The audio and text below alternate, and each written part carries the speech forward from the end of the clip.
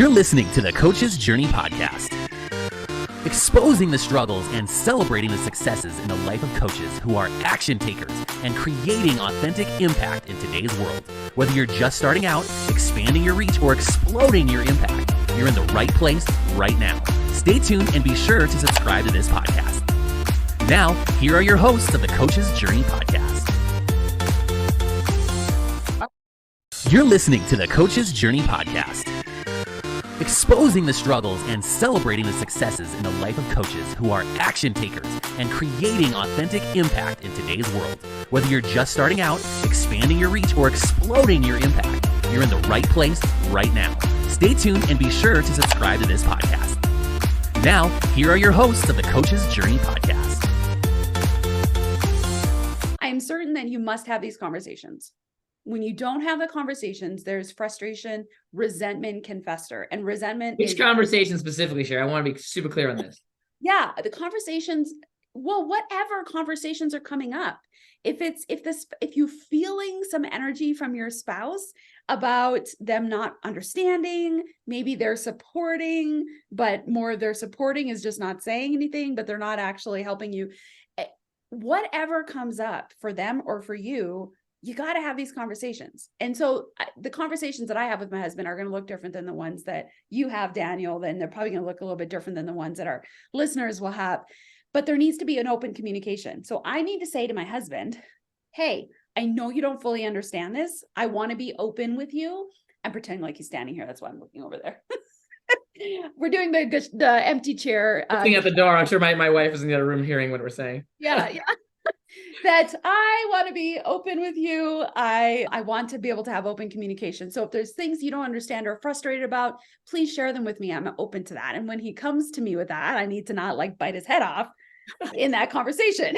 Yeah. I remember so many conversations with my wife because some like the other third thing, that challenge that you have as a coaching entrepreneur is your own personal communication ability and the conflict with your spouse's own personal communication ability or your significant other, because the ability to talk about it and realize working together is so valuable. Like at the beginning, like we didn't have that trust level that each of us was going to let go of a little bit of control by bringing the other person in. And so like, I wanted my independence to pursue my own coaching journey and things. I was spending all this money on stuff. And my wife was like, what?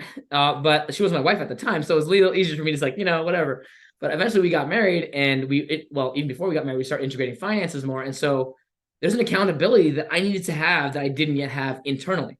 Yes. And so my wife was like frustrated that we weren't collaborative on money when we were living together. And like, if you do make decisions about money when you're not, she was supporting me too at the time. And I was still living in the, like, I have a lot of money for my corporate job mode. And like, I didn't make my own personal development transition over to like, okay, the new reality is I don't have the same level of money and income. I can't make the same trade-off decisions. I can't just buy whatever I want to. And it affects somebody else too, who's working really hard to support me. I didn't have that appreciation of what the dynamics of the relationship were doing to me, were doing, and what I needed to do differently because I hadn't had those like personal development pieces. I hadn't gone through that journey yet. Had I had a coach at the time, big mistake when you make this transition as a coach from corporate to coaching, or when you try to integrate your wife, having a coach can be really helpful. I wish I had a coach earlier in my journey. I wish I had a community like Coaching Master community early in my journey. It would have been so much easier to talk to people about these questions or have people tell me things that would be super important for me to know. But over time, it took a long time, like years and years for us to like have this little, like, what, you spent money on that conversation? And then like, now I'm defensive. And so like, even today, like we are so much better. Like right now, like I walk through with my wife, all the things I'm thinking of buying because I actually want her input now, as opposed to before. I was like, no, I got this. I'm so independent. I have all the answers. I don't need somebody else telling me what to do, But I actually realized she has a lot of valuable input to me, and the things that I care about in my life are like the same things that I've told her that I care about. She cares about them because I care about them, and she cares about them too on her own. And so when she's telling me like, hey, I'm concerned about this because how do we know it's going to give you the results you want? And then now I have to defend it. I can't just make a whim purchase if I have to defend it and actually make an argument and like really walk through with somebody together to figure it out. Not saying that I didn't make stupid purchases that I had to go get a refund for, which, in all honesty, within the last quarter, I did that once. I made not a huge purchase, but a significantly large enough purchase. You're like, what is this charge? I'm like, let's talk about it later. And then I went and got a refund because I knew that was the wrong thing to buy. I said like, hey, I got a refund. There's a couple of conversations in between too, but. Oh my gosh, that's funny. So there's two things. The first is communication, which we were talking about. And the second is accountability.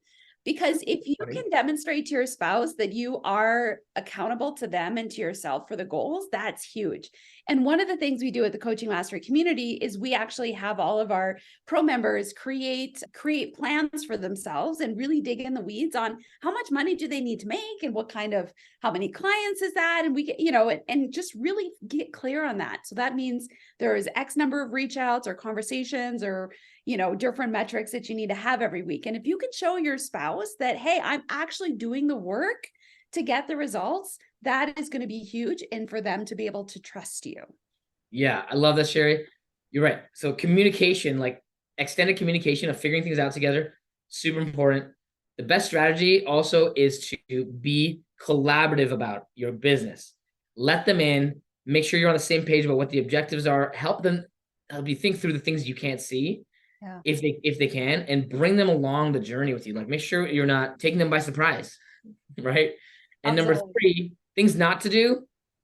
Don't do stuff that's going to make them angry. Let's just leave it at that.